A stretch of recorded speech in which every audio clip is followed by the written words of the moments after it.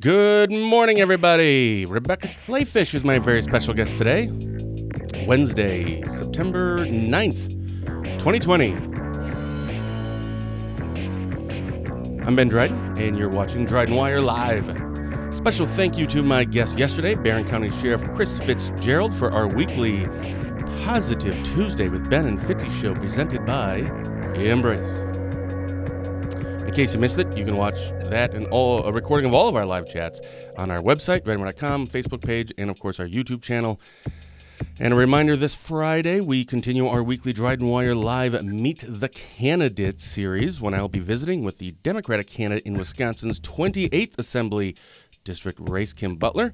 The following Friday, I'll be chatting with 28th's incumbent candidate, Republican Gabe Magnifici. Looking forward to both of those, but today I am very excited to be joined by former Wisconsin Lieutenant Governor Rebecca Kleefisch. Rebecca, good morning. Good morning, Ben. How are you? I'm fantastic. My first question for you is this. Do you get tired of being introduced as former Wisconsin Lieutenant Governor Rebecca Kleefisch? It's like, okay, I've been doing a lot of other things too. Well, I've manufactured a lot of different job titles that you could introduce me as. You could introduce me as Joel's wife or Ella and Violet's mom, which are my two favorite titles. You could introduce me as the Associated Builders and Contractors of Wisconsin Jobs Ambassador. Oh. You could introduce me as the founder of RebeccaPac. Or you could introduce me as the new president of the 1848 Project. Yeah. But former lieutenant governor will do just fine. Holy cow. Yeah, your business card must be like, okay, see back, right? There's so many titles that you have. If I bothered to print them out. Nice. I'm a conservative. I'm really frugal. No business cards right now. Yeah, I know. Yeah. And by the way, we were supposed to have Congressman Tom Tiffany on this morning because the second Wednesday of every month is when he comes on. Just so instead of like doing a monthly newsletter, he just comes on for half an hour and just does a video newsletter, essentially just a chat. So when I had the opportunity to have you on, I had to contact Tom and say, hey buddy, I got to bump you. So I talked to him, and he was gracious. So next time you talk to him, say thank you. Okay, I will. Tom doesn't get mad, though, no, so I like Tom. I'm not super worried about it. He's one of the most affable men in politics, so I'm not worried about how Tom is. Hey, how is Terry, though? That is the better question. Oh, well, thank you for asking. Yeah, much better. Yeah, it was, I think now, it's almost 2 months now since he had his heart attack. But yeah, he's back home. He's recovering. It's a journey, right? It's a process. But I don't know what percentage to put it on. I mean, physically he's back to where he was, but yeah, there's other things, there's a couple of weeks, like right before his heart attack, still doesn't remember some of that. So yeah, I'd say, I don't know, 95%, which, hey, you have a heart attack in your 70s and you're paddled a few times and you're in the hospital for a couple of weeks. Hey, we'll take 95%. That's crazy. Well, please give him my well wishes, okay? Give him my best regards. I respect his work a ton. Did a lot with law enforcement in my old job, and so thank you. Yeah. Oh, before anything, I forgot. Adam Jarko told me to tell you hi. Tell Jarko I said hi. Okay. Tell Jarko I'll see him on Twitter. I love following him on Twitter. He's awesome. For Jarko. Yeah. That's great. So, first-time guest. We always like to just kind of get to know you a little bit. Obviously, you're the former Wisconsin Lieutenant Governor. That was 2010 elected, started in 2011. What did you do before that? And by the way, real quick, hold on, because you're one of our few guests that actually has a Wikipedia page.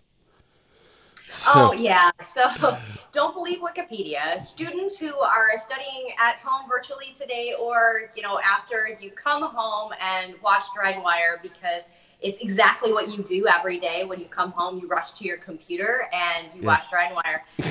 Just know that your teacher is right. Wikipedia is probably wrong. Okay. There are a whole bunch of errors on there, but I will tell you some of the things that are true. Yeah, and I'm going to be following, real quick, I'm going to be following along, looking at some of the stuff you're saying and seeing how accurate any of this stuff is on Wikipedia. So go ahead.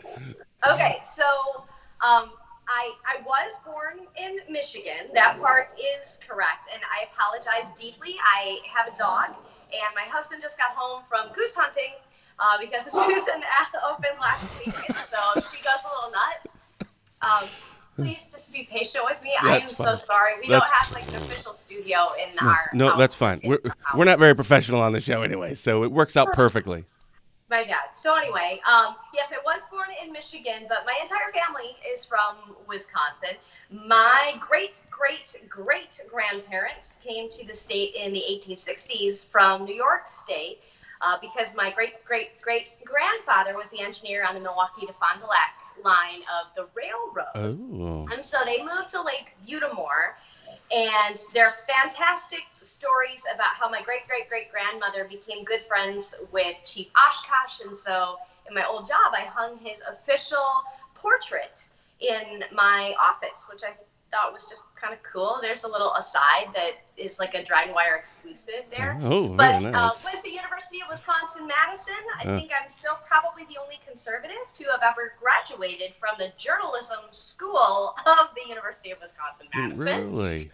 And then worked in Rockford, Illinois, because we all do things that are bad for us when we're young, as a reporter for about a year down there, and then moved to Milwaukee, Wisconsin, and worked as a news anchor there for a number of years before I left because I had a baby and I wanted to be at home with her. And then I realized really quickly that being a stay-at-home mom does not actually pay well.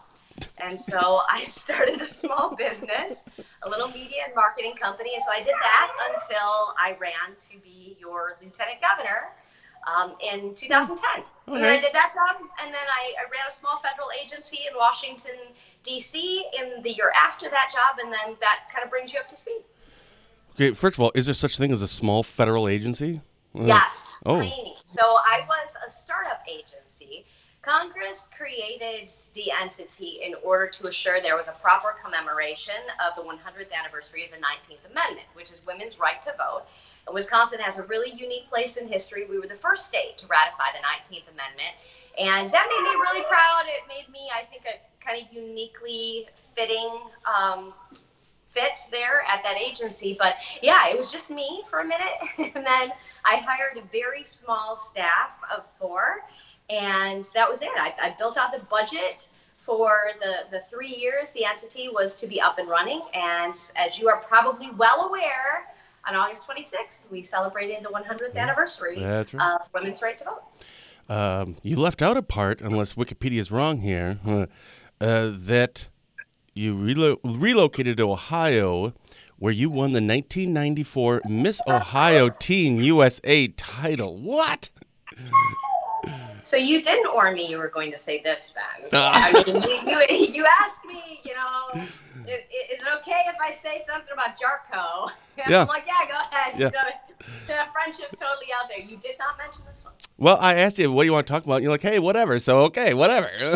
Whatever. No, yes, that's true. Yeah. That is true. You know what? My mom was a small business owner. She owned a dance studio. And so I was very familiar with the stage. I had been dancing since I was a little girl. She gave me my first job, essentially, teaching tap and ballet to little kids. And so I think you learn a lot in the spotlight. Yeah. You learn how to perform under pressure. You learn how to smile, though the world around you may not be going the way you thought it was going to go. Mm. And any stage experience for a young woman, I think, is helpful in development of your professional persona. I mean, I put my kids out there all the time. They can work a room better than a lot of adults I know. That's awesome. Says personal life, you are married to former state representative Joel Kleefisch, who was also a reporter at WISN. I think that was the Milwaukee one. Newsroom romance. Yep. 2 daughters. Yes. This is silly. They lived in Oconomowoc, located 16 miles west of Waukesha. All right, so first of all, if you don't know where Oconomowoc is, you probably don't know where Waukesha is. So that's weird. Yeah, and now you're in Concord. Where's Concord?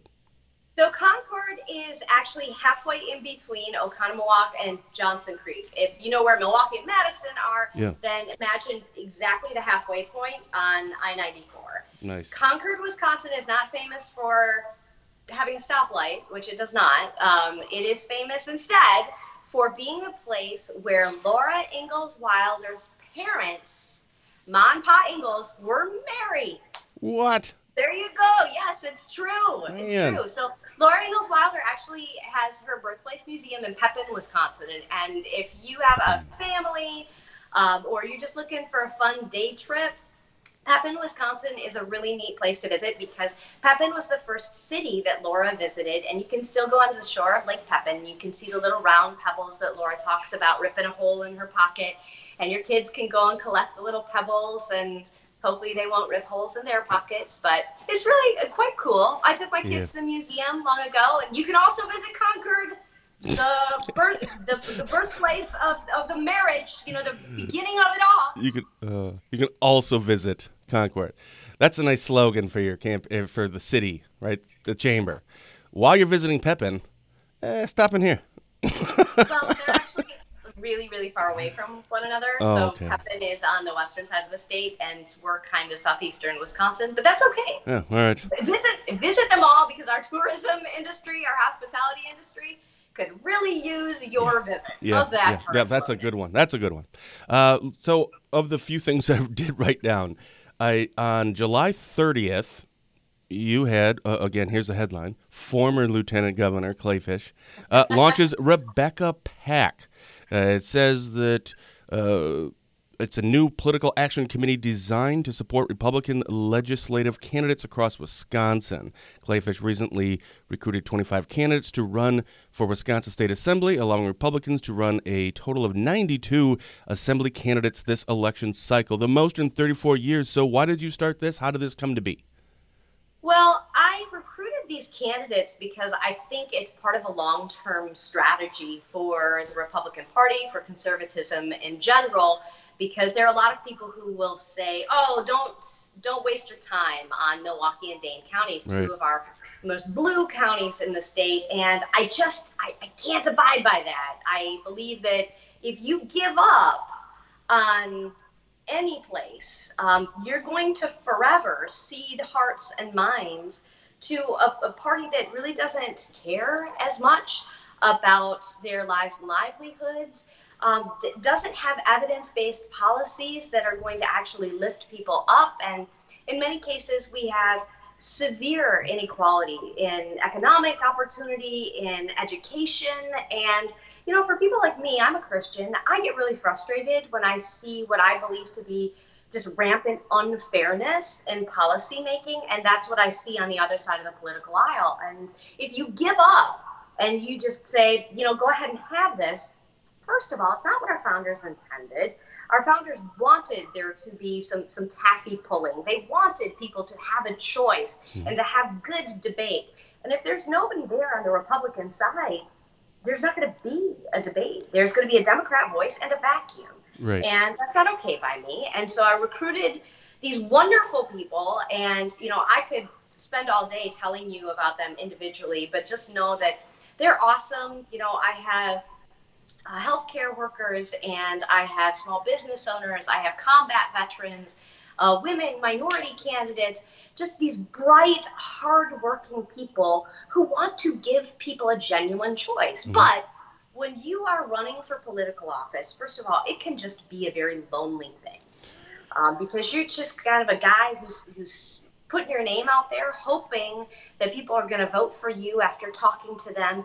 And it can feel kind of isolating because even when you have volunteers next to you, and even when there are people, calling folks on the phone and posting on social media, ultimately it's just your name. You're the only one whose reputation is at stake. And for some of my candidates, our candidates, that can be kind of lonely, especially in these areas that are deep blue, where in many cases there have been entrenched Democrat incumbents, and people are like, well, what are you doing, coming around our neighborhood being a Republican? Aren't Republicans this? Aren't Republicans that? A lot of prejudgments And that's hard. Yeah. So I started the PAC to support them. We're not, you already read in my bio, I was a public official. My husband was a state representative. And so when you work a lot of your adult career in governance, you're not going to get rich. A lot of your compensation is in the good work that you do. Knowing that you came home that day and you helped someone, or you're potentially changing someone's life. And that's plenty for me. I mean, that's like a ministry, and I love it. But you don't become a millionaire that way. So No. We didn't have a ton of personal wealth to give to all these candidates, but I thought, what if we could pool resources from across the state? And so that's what we did with RebeccaPac. So you can go to RebeccaPac.org and you can donate, and there's no overhead. I just drive to campus these checks because I do their fundraisers. Sure. So I help them out. Yeah, I literally don't know why anyone would go run for office. No idea. I mean, it's not that, what is Assembly? They get paid, I don't know, 49 grand. State senators are like 51. And I get it. It's not just about the money. And that's not the part. But still, like Assembly, it's 2 years. It's not even job security. And then everyone, I mean, half the people are going to like you, half the people aren't. And half of those people that don't like you, they're going to make sure you know about it.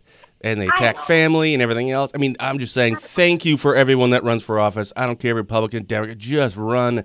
And thank you for doing it because, man, that is not a job I would want to do.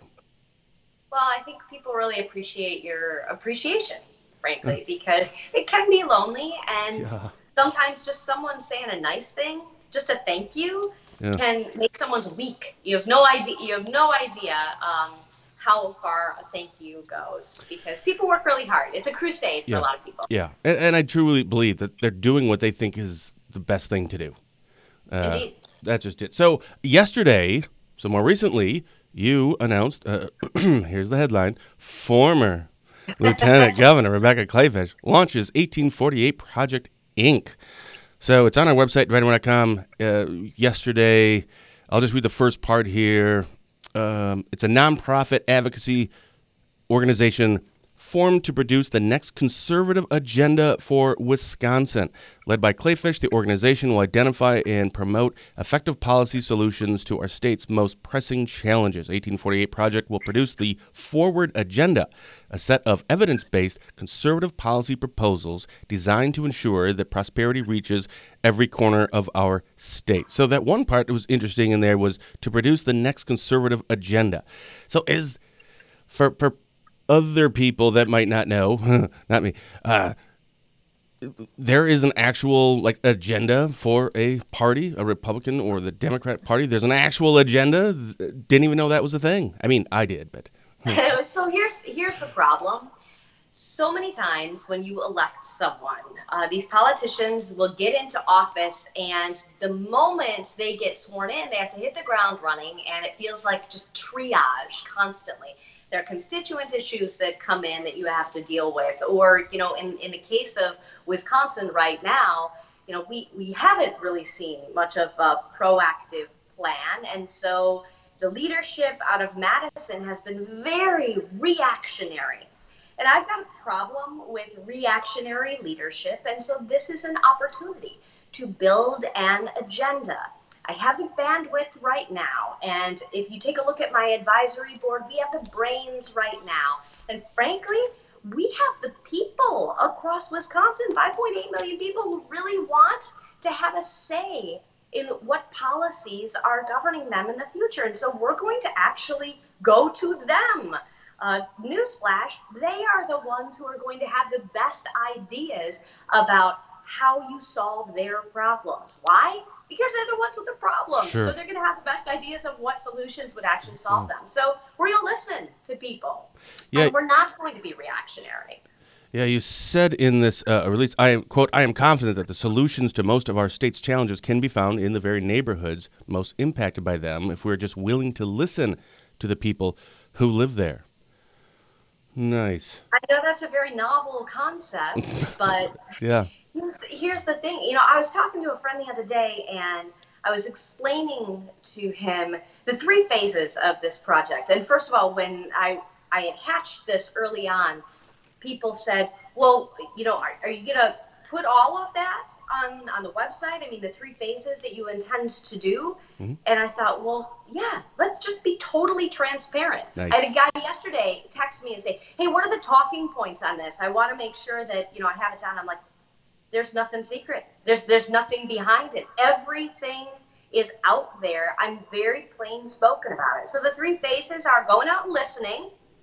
And then once we have heard from different geography and different demographics across the state, takes maybe the top 6 to 12 issues where we see kind of common threads across the board, and take those back to the shop, talk to our partners in think tanks throughout the Midwest, throughout Wisconsin, even nationwide. There are even some worldwide think tanks that have really good ideas. Find evidence-based policies that are going to solve these problems. So policies that actually have proof that they work, format into this forward agenda. So it's all neatly tied up. And then go back to the people who gave us those concerns in the first place and say, hey, here's what we came up with. Is this what you had in mind? And then be nimble enough to accept if that was not the strategy they had in mind, or if they thought that that was not going to work, or if there is a brand new policy concern, replace it. This is good leadership. This is proactive leadership, where you think about what's coming in front of you and you avoid a collision course with problems. That's what we're not seeing in Madison right now, and why it's essential for the 1848 project to be successful. How do you...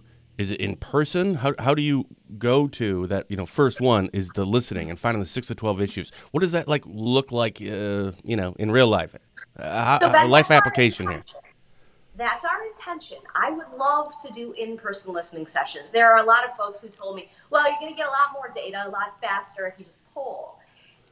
And listen, I'm a journalist, and I love statistics. I love data. I love, graphs and charts, because they're really wonderful visual aids, and they give you a mega set of information.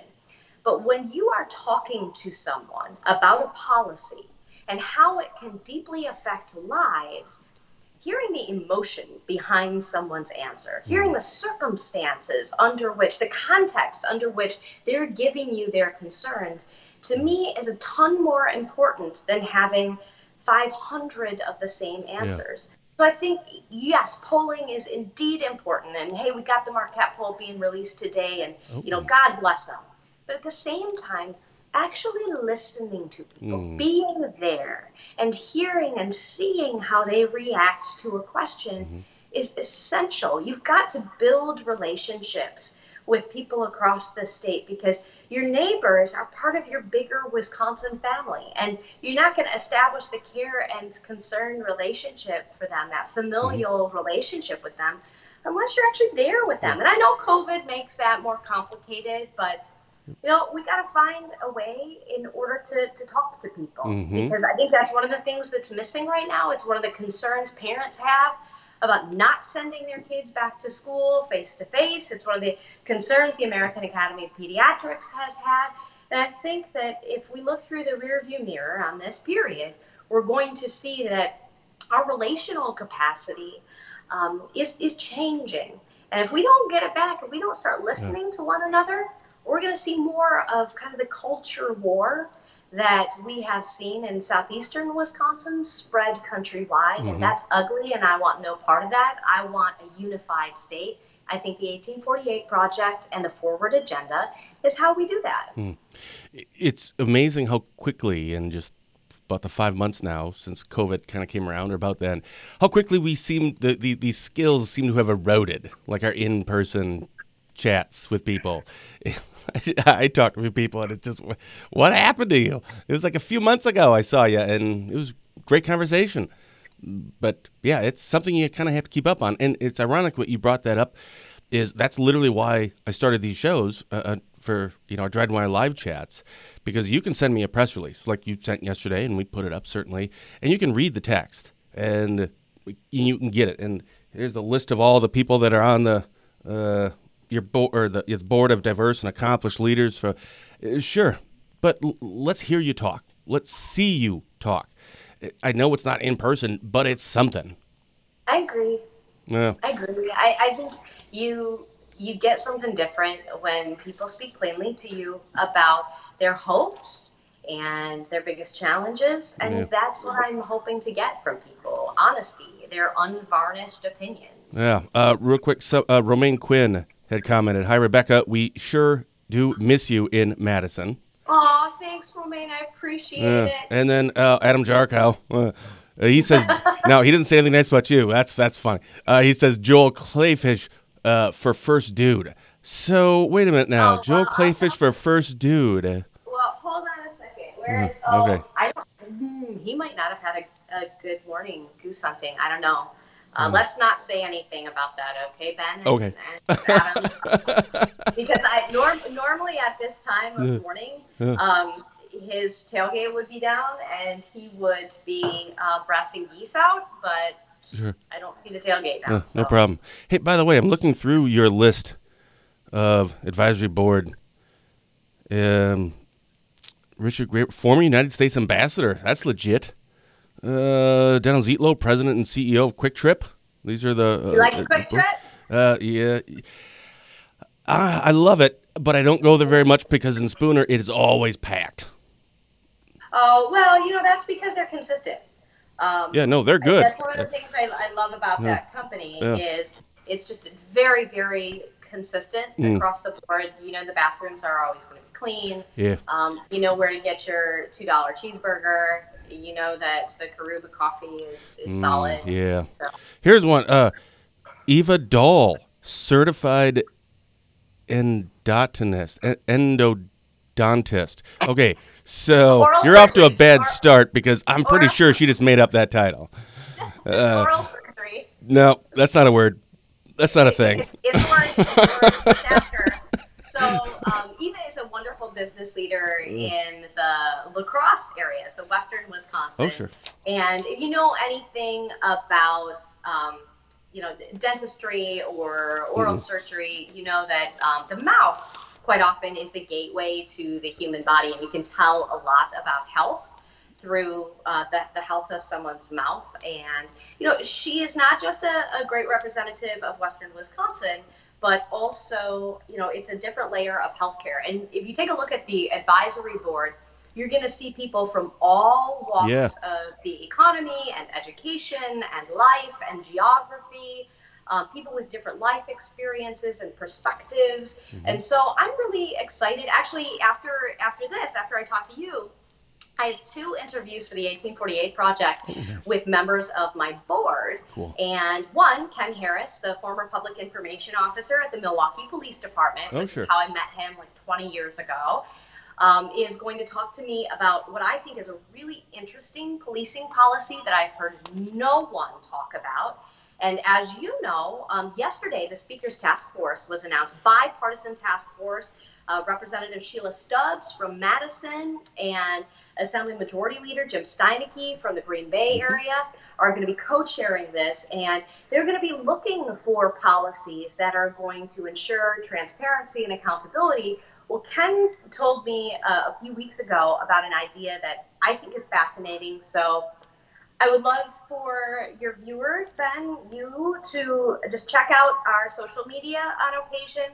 1848 Project on Facebook, 1848 Project on Twitter, or our website, which is 1848project.org, because we're going to be posting videos. The other one I'm doing today is an interview with Greg Chesmore, who is the VP of Global Policy for Bristol-Myers Squibb.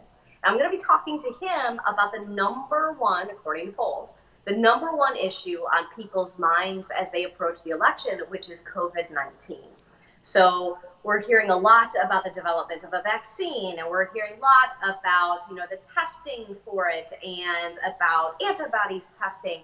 And so we're going to talk to him about how drugs are developed and how things can actually be trusted to go on fast forward and what things people should have in the backs of their minds. I don't know whether you saw that Wall Street Journal article this morning that talked about this pledge that a bunch of drug companies signed saying, hey, we're going to make sure that we're putting patients first here. We're not going to rush anything to market. because we don't want people to be fearful or weirded out by this process. And so I'm going to talk to Greg, advisory member of the 1848 Project Board, about exactly that. Papers. See, all these names, and they're all legit. You're such a name dropper. I would too if I knew these people. Holy cow. And yeah, and you would ask if I knew anything about, dentistry. All I know is I keep getting texts from my dentist's office, River Street Dental right here in Spooner, saying, you're overdue for a cleaning. We have openings today. Please text back. I've been getting those for about a year. So I should probably go at some point. Lovely from this side of the phone. Yes, yeah, sure. That's why I have the camera a little further away. All right. Anything else you want to talk about? No, honey, are you home? Do you want to say hi? Jarko's watching this. Joel? Hello? Oh, no. Okay, he doesn't want to. Oh, okay. No, he's in the middle of changing from hunting clothes to work clothes. So. Oh, sure. Yeah, we don't need to see that. Joel says hi. It's a family show. Yeah, no. Family show, exactly. So what's next for you in your? So you're no longer being, referred to as former lieutenant governor Rebecca Kleefisch. What's next for you? Is this the two things that we were talking about, the RebeccaPac and the 1848 project? Is this enough for you, or do you have other things in mind in the future?